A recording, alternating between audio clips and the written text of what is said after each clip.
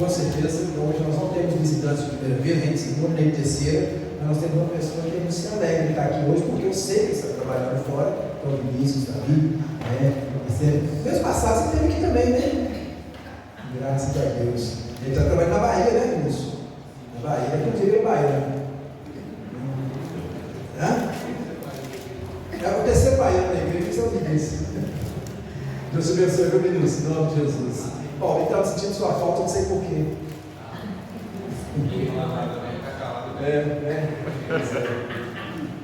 É isso aí. Glória a Deus.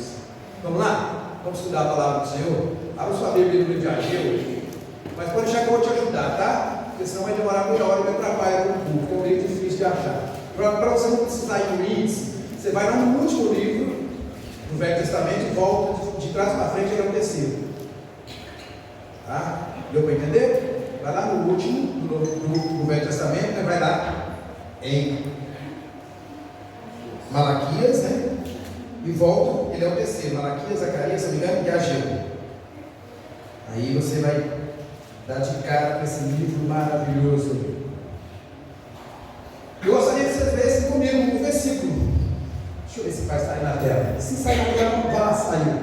Vamos ler todos juntos aqui, para ficar uma tradução só. Vamos lá? Esperaste muito, e eis que veio a ser pouco, e esse pouco, quando trouxeste para casa, eu com assopro o dissipei, porque, diz o Senhor dos Exércitos, por causa da minha casa, que permanece em ruínas, ao passo que cada um de vós corre por causa da sua própria casa.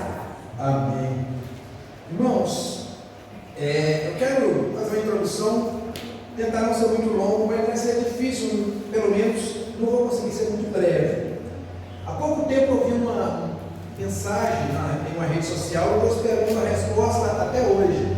Alguma pessoa pegando versículos isolados da Bíblia e usando contra a igreja de Cristo, dizendo mais ou menos assim: os crentes não vão gostar que você leia esse versículo, porque Deus não habita em templo feito por mão humana, e só pega isso e tal, sem pegar o contexto que Paulo estava falando isso, para dizer às pessoas que não tinham necessidade de congregar, que não tinham necessidade de irmos para a igreja, ou de cuidarmos da casa de Deus, ou para fazer menção ao dízimo, dizendo que você não precisava levar o seu dízimo, ou que você não precisava colaborar, ou qualquer outra coisa, né?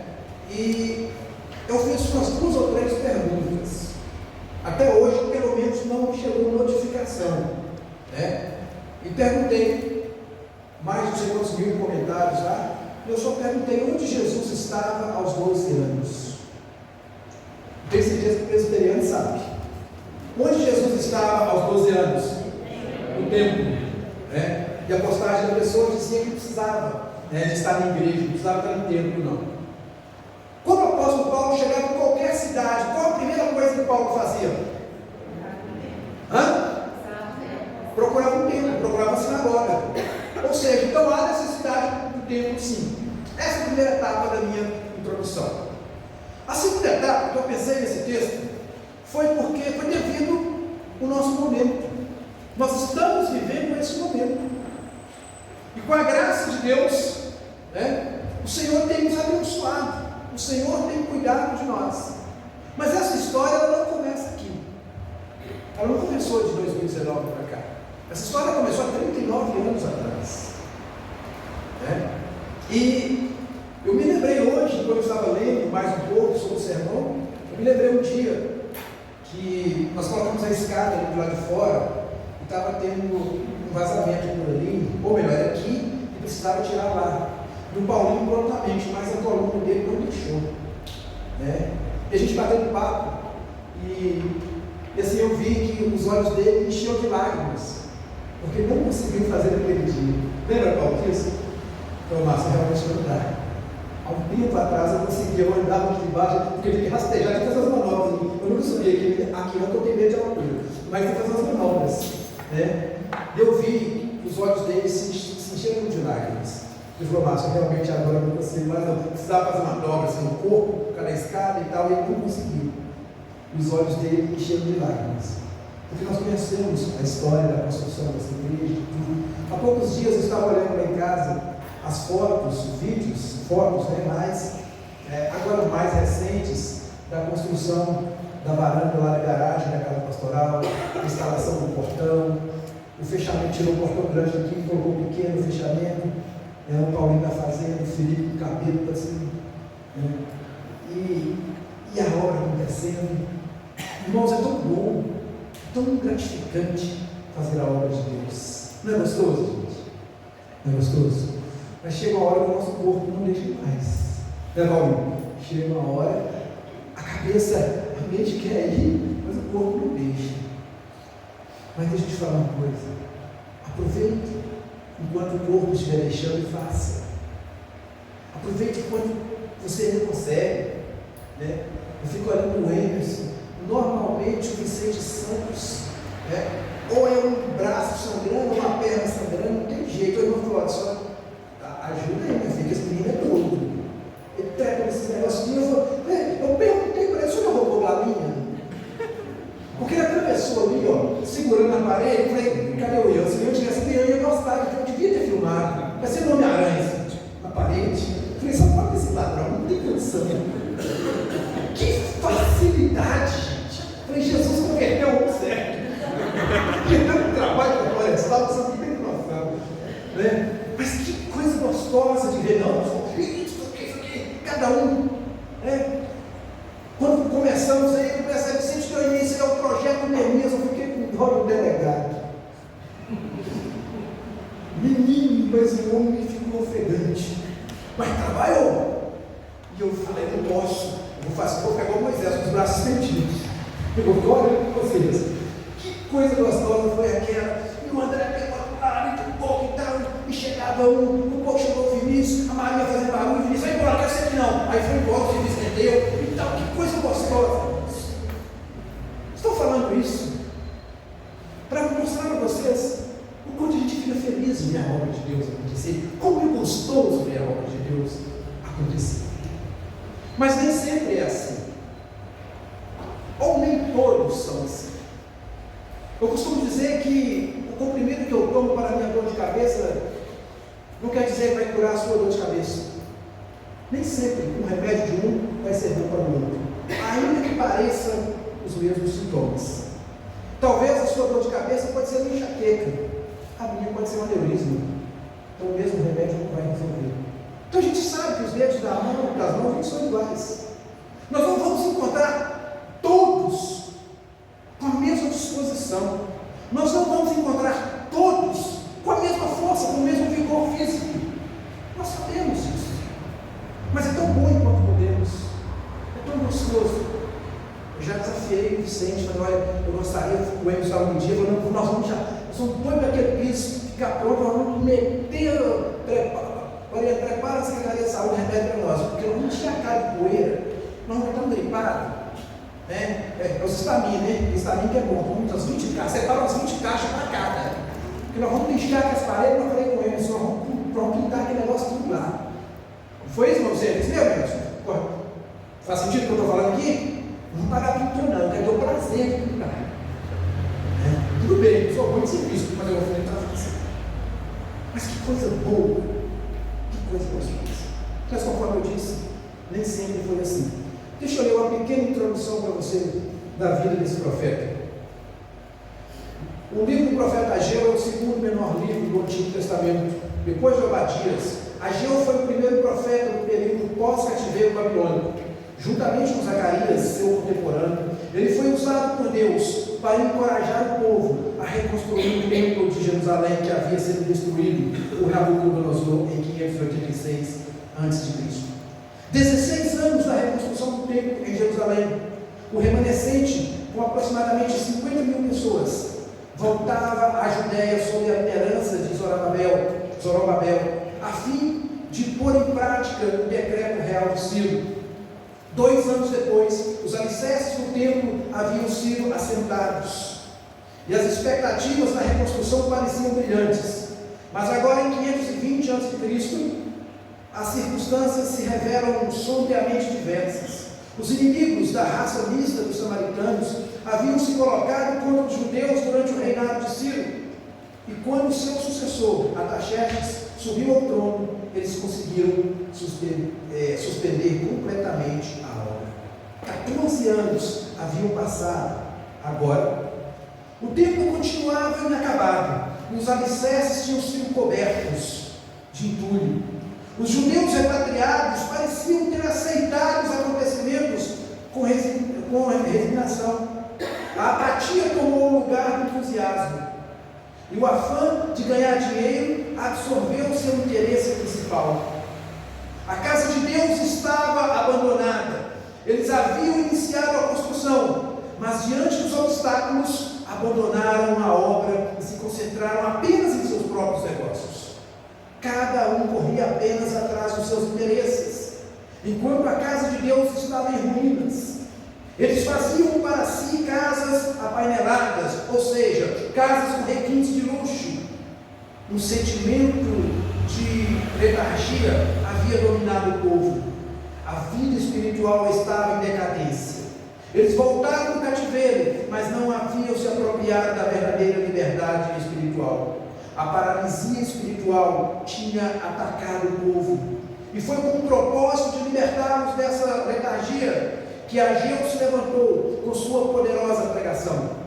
Ageu confronta o povo e denuncia a sua infidelidade. Mostra que a sonegação dos dízimos e o descaso com a casa de Deus tinham consequências espirituais e também econômicas. Ageu demonstra que Deus não se agrada das obras. Ele não é Deus de resto, mas de primícias. Nós já estudamos toda a Bíblia no ano passado, estamos concluindo o Antigo Testamento, ainda esse ano. E eu pergunto, alguém se lembra da palavra-chave do livro de Ageu? Podem colar, quem tem colado aqui, tem anotado aí. As palavras-chave, aqui nós vamos chegar nesse, né? Nós estamos lendo todas as quartas aqui, as palavras-chave, não chegou nesse, ainda não. Quem se lembra? Vou dar uma ajuda. Eu sempre conto um testemunho, quando eu conversei com o André aqui um dia, eu perguntei para o André por que as pessoas não tinham boa vontade, por que a gente não via aquele empenho, aquela coisa e tal. E aí, o André falou comigo a palavra-chave de Ageu. Não sei nem se ele sabia. Qual é? Prioridade. Ele só falou assim, Márcio, é porque não é prioridade. O dia que for prioridade, as coisas vão mudar. E olha só que interessante, né? A palavra-chave do livro que tem esse versículo, que dá uma ênfase sobre a responsabilidade do povo para a obra de Deus, é prioridade. Então, irmãos, diante disso, eu quero trazer essa noite para bater um papo com você. O seguinte tema: enganado por si mesmo. Quantas vezes nós nos enganamos a nós mesmos? Vivemos, a gente tem falado aqui várias vezes, vivemos o sofismo, que é aquela condição de nos enganar a nós mesmos, de usarmos a nossa persuasão a nosso favor, ao ponto de querermos, de já termos decretado para nós mesmos que uma mentira é verdade. Onde já colocamos isso em nossos corações, nós nos enganamos a nós mesmos. Aquele povo estava enganando a si mesmo. E eu quero mostrar para você por que aquele povo estava enganando a si mesmo. De uma forma bem sucinta, como a gente sempre faz, destacando 3 pontos interessantes desse texto. Esse texto nos dá 3 pontos interessantes para a nossa meditação, para a minha vida. Conforme eu tenho falado, nós precisamos entender isso. Antes que a palavra chegasse ao povo, isso sempre foi, sempre é assim hoje e sempre será. A palavra de Deus, ela nunca vai falar com o povo sem antes falar com o seu intermediário, sem o pastor, o profeta, o nome que quiser dar a quem está transmitindo. Então ela nunca vai chegar, a mensagem nunca vai chegar a um canal, a um lugar, sem antes passar pelo transmissor, essa pessoa que nos fala. Então, antes de falar com vocês, Deus falou comigo sobre a minha responsabilidade. Por que talvez eu possa estar me enganando a mim mesmo? e baseado nesse texto. Então eu aprendo aqui 3 coisas. Esse povo, eles estavam enganando a si mesmo, porque eles estavam sendo levados pela ganância. Eu me engano a mim mesmo quando eu sou levado pela ganância. Olha só o que diz o texto. O texto está dizendo com muita clareza: esperasse muito e eis que veio a ser pouco. Foi por causa dessa primeira parte desse versículo que eu tirei esse tema. Nós esperamos muito, é lógico. Pensamento positivo. Ninguém vai começar algo achando que vai dar errado. Mas por que será que nesse caso não estava funcionando? Por que será que esse povo esperava muito? Por que será que esse povo não estava conseguindo atingir os seus objetivos pessoais? A Bíblia diz, a Bíblia está dizendo, e provavelmente, eu imagino que de forma justa, eu imagino que homens trabalhadores, pais de família, saíam para buscar o seu sustento, saíam em busca de algo melhor para si e os seus protegidos, para si e a sua casa. Mas a Bíblia está dizendo que essas pessoas, elas iam com o intuito de trazer muito. Elas saíam com o intuito de prosperidade, de conquista. Elas vinham com a vontade imensa de conquista. Mas esse muito que eles pensavam que estava trazendo, eles esperavam esse muito, mas não via esse muito. Ainda era pouco. Não era aquilo que era compatível com a sua expectativa. Expectativa de um lado, realidade do outro. A expectativa deles era de quê? Esperasse muito. Mas a realidade deles era o quê? Recebesse tudo. Podemos fazer diversas perguntas. Por que isso? Poxa, mas fulano está buscando honestamente? Porque o texto não está dizendo que eles estavam buscando o ilícito. O texto não está dizendo, ou não está dizendo que eles estavam defraudando alguém. Então por quê? Por que isso? Porque as coisas não funcionavam com eles. A ganância. A ganância. E isso não ficou parado naqueles tempos. Isso não ficou somente naquele tempo. Não ficou somente no tempo do apóstolo Paulo. Isso ataca a igreja de Cristo até hoje. Mas para ficar bem claro para você que não estava somente naqueles dias, olha, Paulo traz algo ainda mais completo.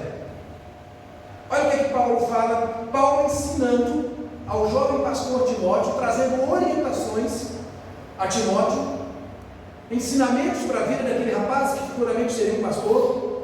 Paulo fala assim para Timóteo: sabe, porém isso, que nos últimos dias sobrevirão tempos trabalhosos, porque haverá homens amantes de si mesmos, avarentos, presunçosos, soberbos, blasfemos, desobedientes a pais e mães, ingratos, profanos, sem afeto natural, irreconciliáveis, caluniadores, incontinentes, cruéis, sem amor para com os bons, traidores, obstinados, orgulhosos, mais amigos dos deleites do que amigos de Deus, tendo aparência de piedade, mas negando a eficácia dela. Desse, Timóteo, sai fora. Afasta-se dessas pessoas. Pula fora, Timóteo. Não mexe com esse povo. Então Paulo estava dizendo: olha, Timóteo, as coisas agora parecem estar tranquilinhas, mas cuidado, vão surgir tempos difíceis.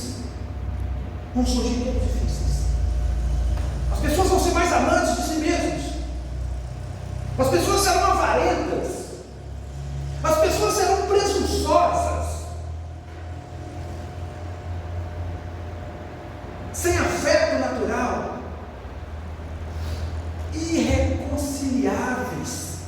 Ou seja, vai chegar um momento que não vai ter mais bate-papo, não vai ter mais diálogo. Ninguém mais olha para o outro. Não vai ter mais empatia. Traidores, obstinados. E para mim o que mais me chamou a atenção,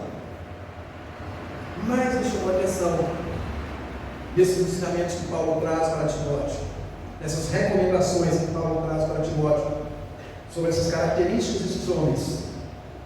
Paulo fala com ele que esses homens seriam mais amigos dos deleites do que amigos de Deus.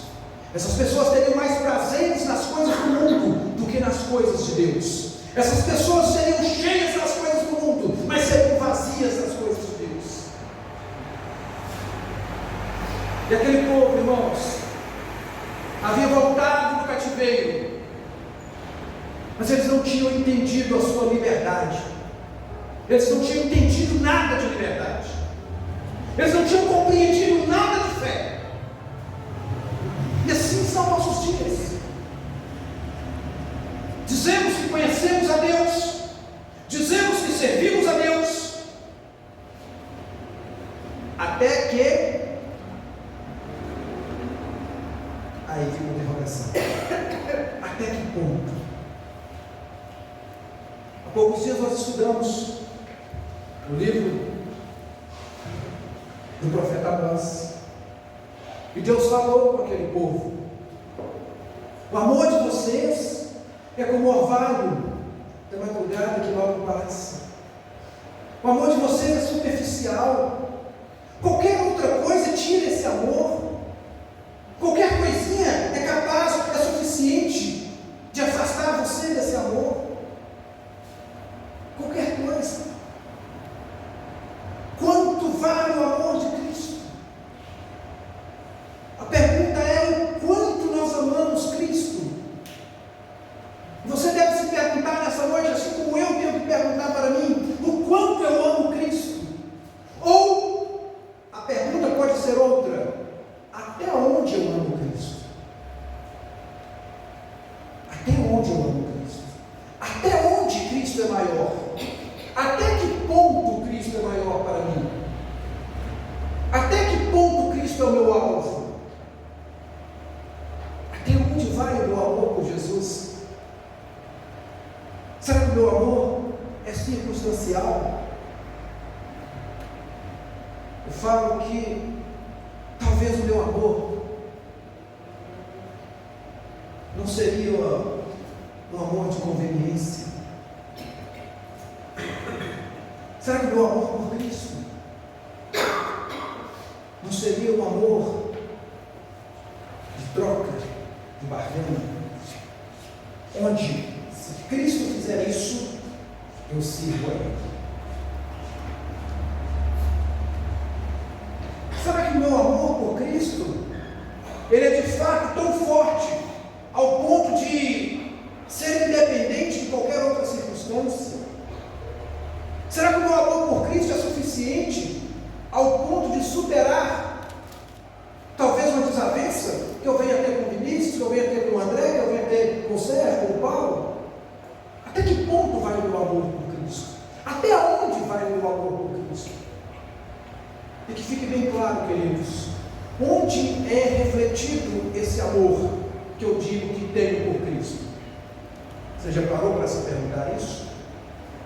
Querendo ou não, o amor que eu sinto por Cristo, ele é demonstrado na obra de Cristo.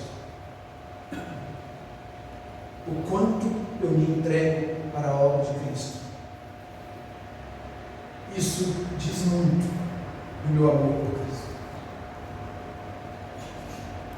Cuidado para não cairmos naquela situação daquele jovem que foi falar com o sábio: ele está me julgando, ele não conhece meu coração. É verdade, eu não conheço o seu coração. Nenhum de vocês aqui conhece o meu coração. O Emerson não conhece o coração do Rodrigo. O Paulinho não conhece o coração do Felipe, olha que é filho. A irmã Beth não conhece o coração do Bobaldinho. Eu não conheço o coração da Rosa. A Rose não conhece o meu coração, mas ela vê as minhas atitudes. Vocês veem as minhas atitudes. Não tem jeito. Pedro, antes de ingressar definitivamente na obra de Deus, porque muita gente acha que Pedro já foi assim. Não, não foi gostar de Deus. Pedro passou por um processo.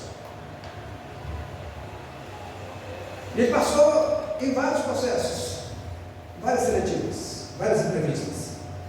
E a principal dele, o principal momento da conversão que nós entendemos biblicamente, da conversão de Pedro, e você pode ler Pedro antes e Pedro depois.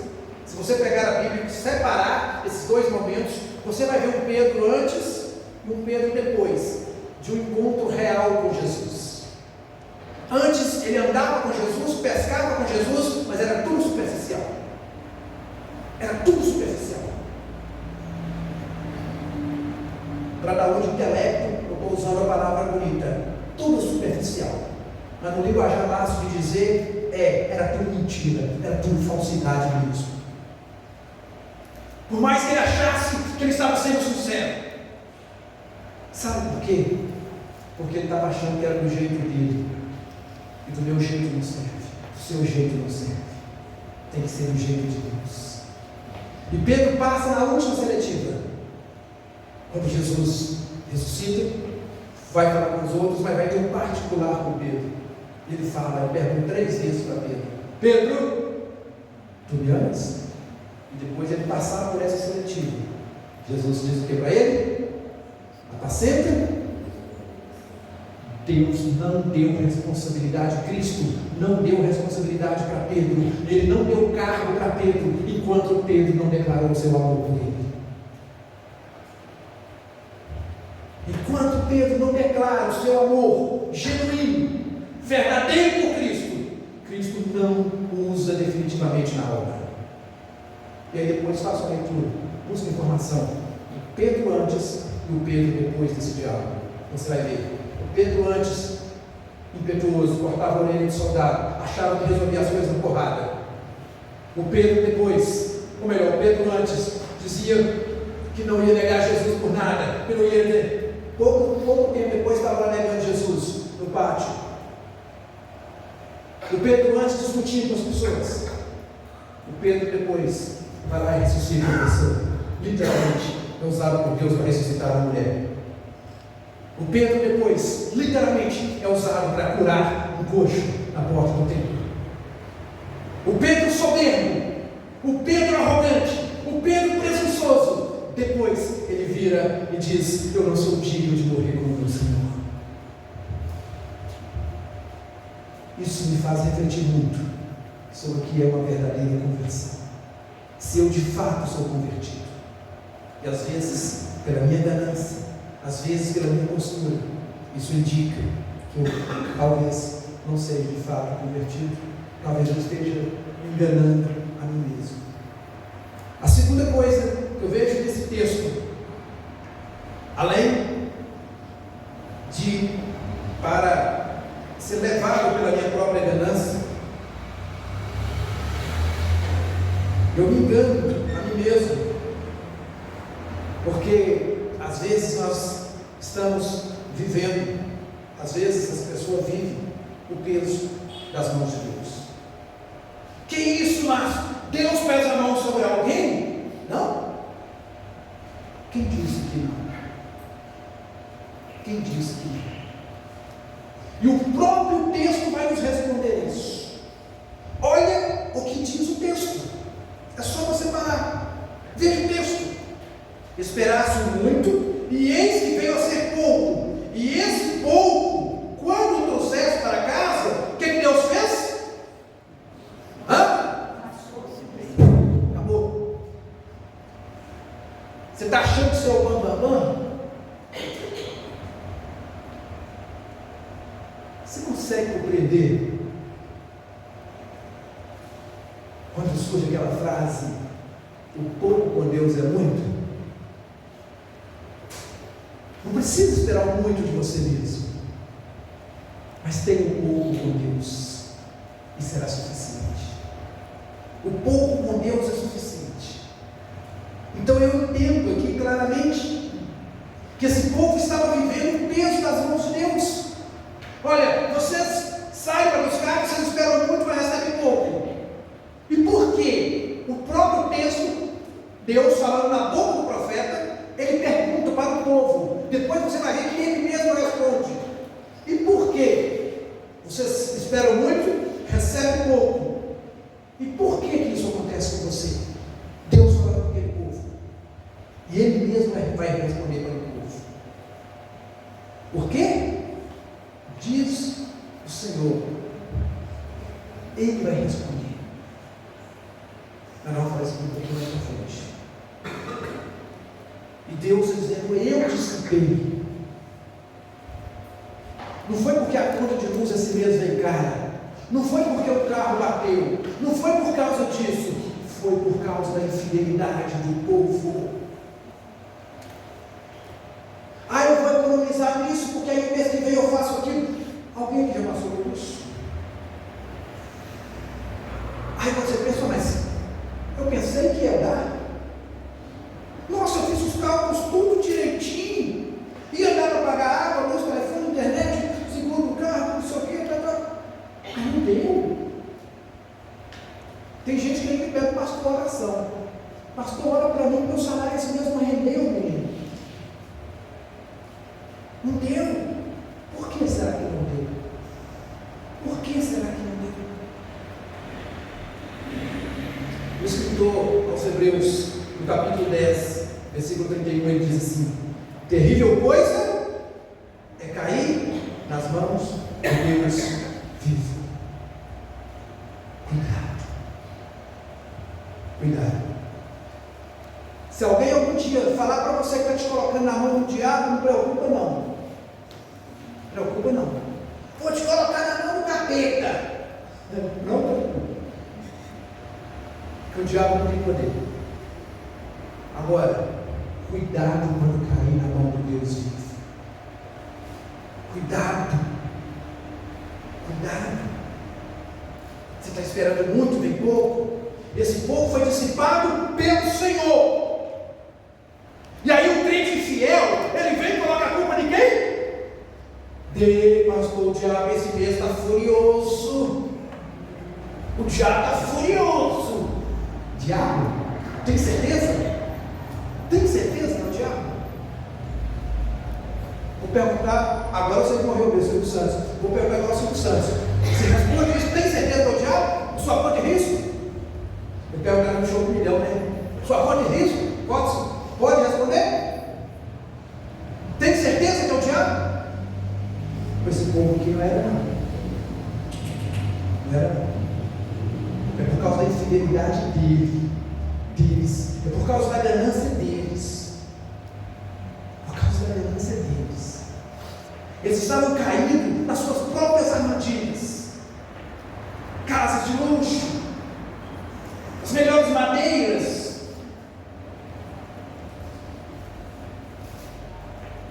melhores qualidades, as melhores cortinas, tudo de bom para minha casa. E seja qualquer coisa para a casa de Deus, onde a gente trata a obra de Deus assim. Trata a obra de Deus assim.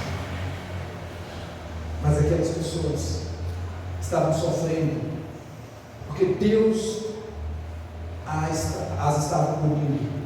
Deus estava punindo eles. Não foi o diabo. Não foi o diabo.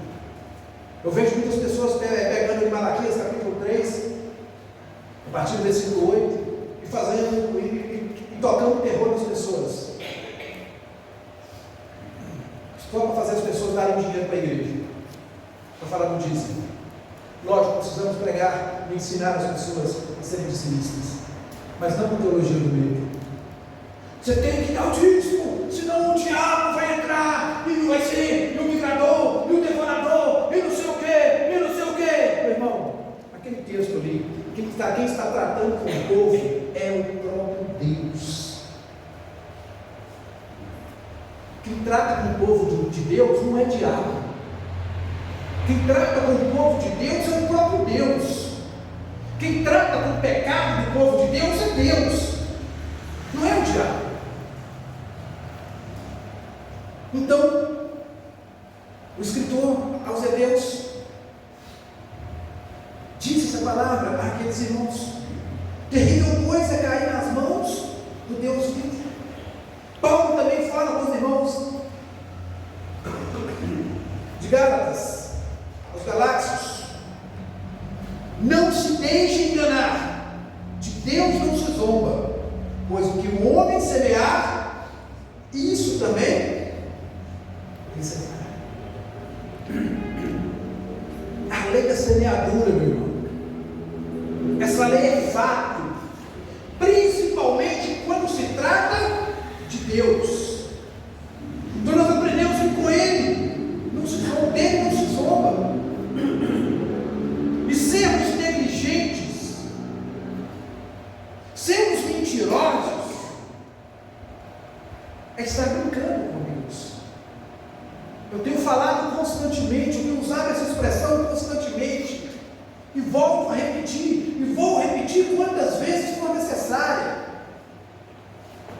Cuidado com essa onda da idiotização do Espírito Santo. Talvez essa palavra seja novidade para alguns. A idiotização do Espírito Santo. Deixa eu te falar, o Espírito Santo não é idiota, ele é Deus.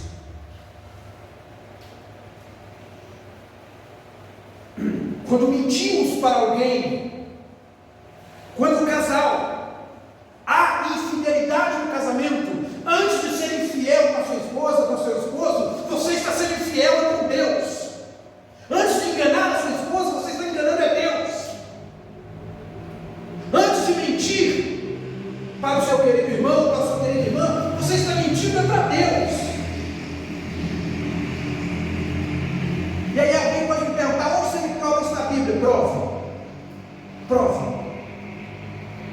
O pecado que você está cometendo contra o seu irmão, antes de ofender o irmão, você está ofendendo a Deus.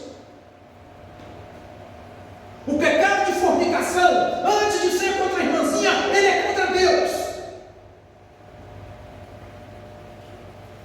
Ele é contra Deus.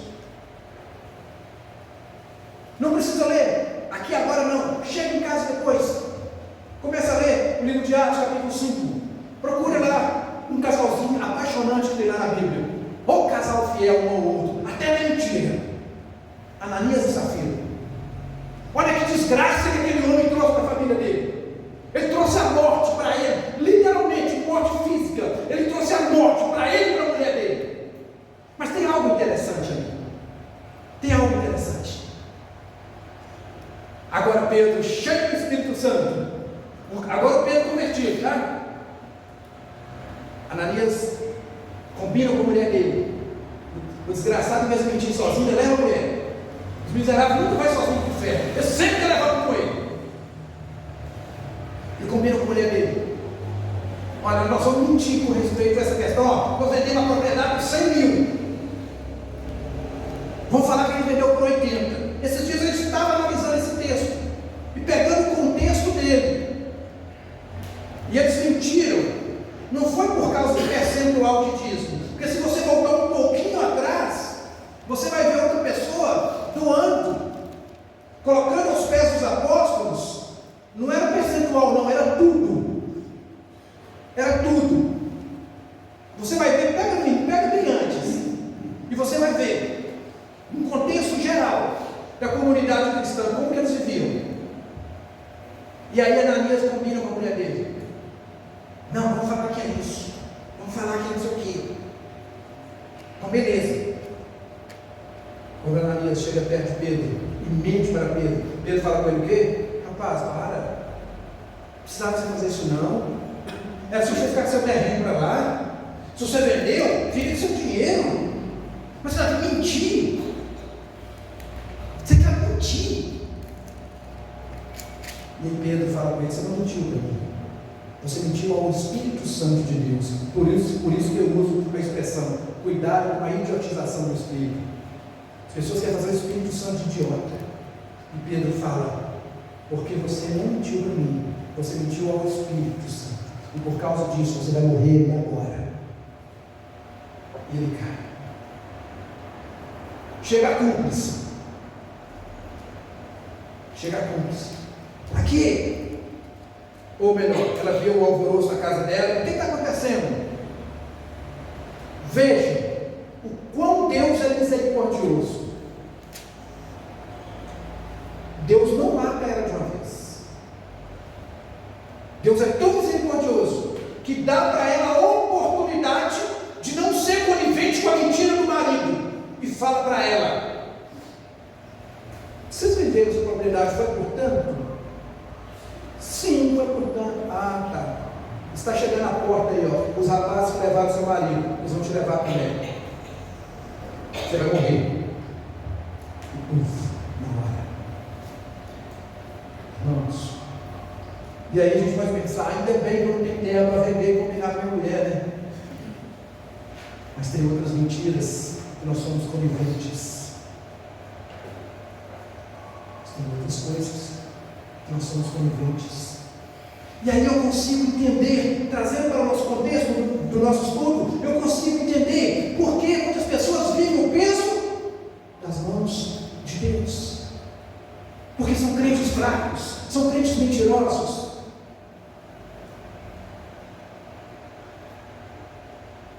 São crentes que só se preocupam com a sua própria casa, que só se preocupam com o seu bem-estar. Como está a igreja, meu irmão?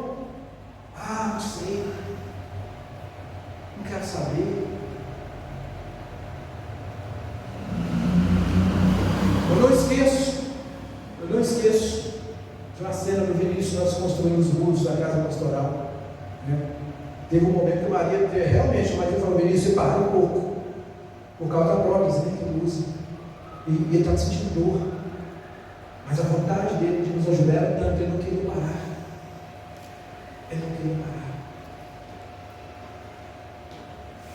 Mas ele poderia fazer como muitos fazem. Às vezes sem estar sentindo dor nenhuma, é só falar que está sentindo dor. É só falar que não dá.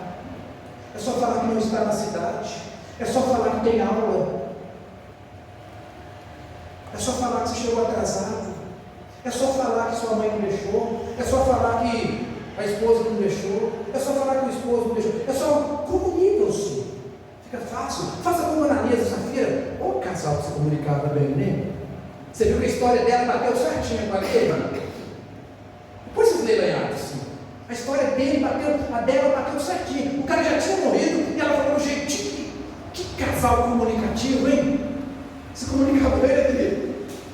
Do jeitinho que ele combinou com ela falou. Mas do jeitinho que ele morreu, ela também morreu. Do jeitinho que eu imagino que ele está queimando no inferno, ela também está. As pessoas precisam entender isso. Eles não estavam prosperando, eles estavam enganando a si mesmos, porque eles estavam sendo levados pela ganância, porque eles estavam vivendo o peso das mãos de Deus. E por fim, irmãos, além dessas duas coisas, eu vejo uma outra coisa aqui. Aquelas pessoas, segundo o texto, vou repetir o texto: esperasse muito, e eis que veio a ser pouco, e esse pouco, quando trouxeste para casa, eu com um sopro o dissipei. Agora vem a resposta. Por que Deus fez isso? Por que Deus dissipou? A resposta está na sequência do texto. Deixa eu colocar o texto aqui na tela. Por que Deus não deixou aquelas pessoas prosperarem? Por que Deus, vamos trazer nós no linguajar, por que Deus não deixava o dinheiro deles render? A resposta está aqui. Por quê? Eu com um sopro o dissipei. Por que eu dissipei? Por que o Senhor não deixava eles prosperarem? Alguém tem coragem de ler?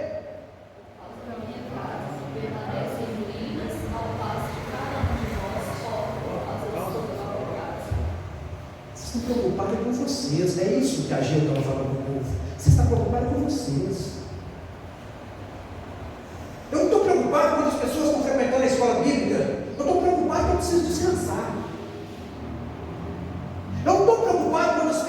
participamos do estudo bíblico, se tem 10, se tem 20, daí. Eu já pago o pastor mesmo. Eu tenho que ir para a academia. Eu estou preocupado com o meu corpo físico. Eu tenho que emagrecer. Ou eu tenho que engordar. Mas eu não posso fazer isso. Eu tenho que fazer alguma coisa por mim, ué. Só a igreja, só a igreja. Eu tenho que cuidar de mim. Quem aqui nunca ouviu essa expressão?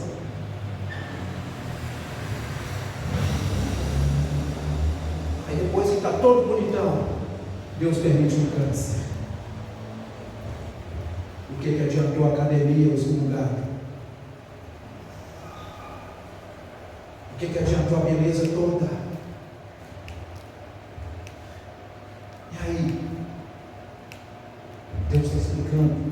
Ele não deve explicação para ninguém, mas Ele está explicando por que muitos não andam. Ele está explicando por que muitos não saem da lama. Engana a si mesmo. E se você perguntar se está tudo bem, vão te dizer que está maravilhosamente bem. É perigoso ele pregar para você. É perigoso ele te oferecer ajuda. Eu já contei aqui outras vezes um amigo de infância. Estava absolutamente perdido. Tinha saído da igreja e tal. E Deus teve misericórdia. Falando com ele de Jesus e tal, ele voltou para a igreja. Mas só voltou para a igreja, porque as coisas erradas ele continuou fazendo tudo. E um dia, passei por um lado, literalmente, um lado da rua e do outro. E eu chamei ele pelo nome: ô fulano, bacana? Não, não igual você não, mas estou melhor. Opa, maravilha.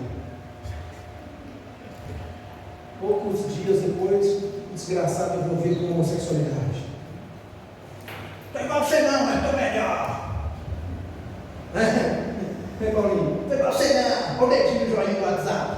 Estou melhor. Se tivesse WhatsApp, eu teria mandado um joinha, né? Aquela mãozinha assim. Estou melhor. Excomungado. Esperasse muito. E eis que veio ser pouco. E esse pouco, quando trouxesse para casa, eu com um assombro disse dele: por quê? Diz o Senhor dos Exércitos: por causa da minha casa. E agora eu pergunto a vocês, podem responder quem quiser, eu dou liberdade. De que casa ele estava falando? Da casa física ou espiritual? Física. O templo que estava sendo reconstruído.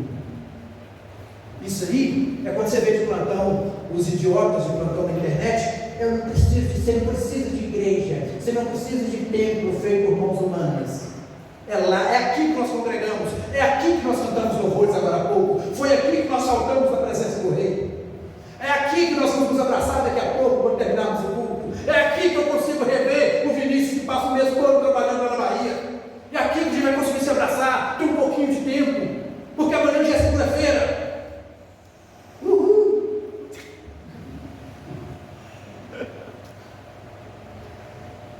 Não preciso do templo?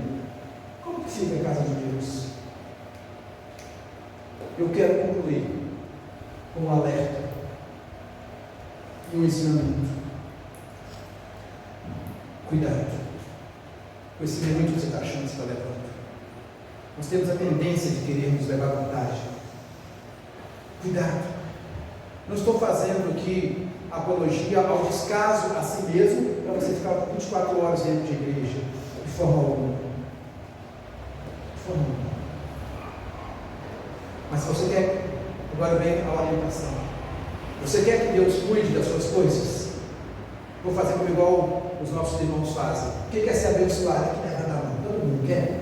O presidente é bom, ninguém levanta, ninguém acompanha o pastor, né? Você quer ser abençoado? Não, irmão. Quem quer ser abençoado? De coração. Glória a Deus. Deixa eu falar um negócio. Cuide das coisas de Deus, que Deus vai cuidar das suas. Eu aprendi uma frase nessa apostila que nós estamos estudando na quarta-feira. Enquanto o homem trabalha, o homem trabalha. Mas enquanto o homem ora, Deus age. E quando você trabalha, só você mesmo trabalhando. Mas quando você ora, Deus trabalha. Deus age. Que Deus nos abençoe. Que Deus me abençoe. Que Deus tenha misericórdia da minha vida. Lembre-se disso. Lembre-se disso. Isso tem que começar aqui. Não começa lá para cá, não. Começa aqui. Que Deus tenha misericórdia da minha vida. E me abençoe.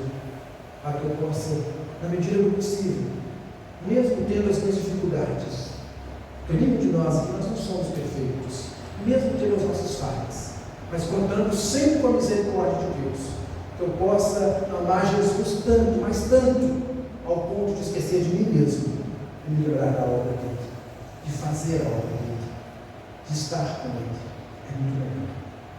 Que Deus nos abençoe e tenha misericórdia de nós. Meus irmãos, nós já estamos finalizando aí, chegando ao término do nosso culto dessa noite. Lembrando que realmente hoje pela manhã o moço veio para terminar o piso, ele não conseguiu. Eu precisei pedir ele para parar, né? O José Vicente observou, o Fernandinho estava aqui com a gente, o senhor Vicente, né? Com uma estrutura de poeira, nós tínhamos que limpar os bancos na correria de novo. Aí eu pedi ele, realmente ele teve que parar. Mas, se tudo der certinho, decorrer da semana, as coisas estão acontecendo. Eu quero fazer um convite. Fiquem à vontade, irmãos, para virem ver como estão as obras aqui. Tá? A gente está, né, na medida do possível, colocando lá, né, no grupo, e está sendo muito legal. Eu continuo, o grupo é muito gostoso, né? Esse bate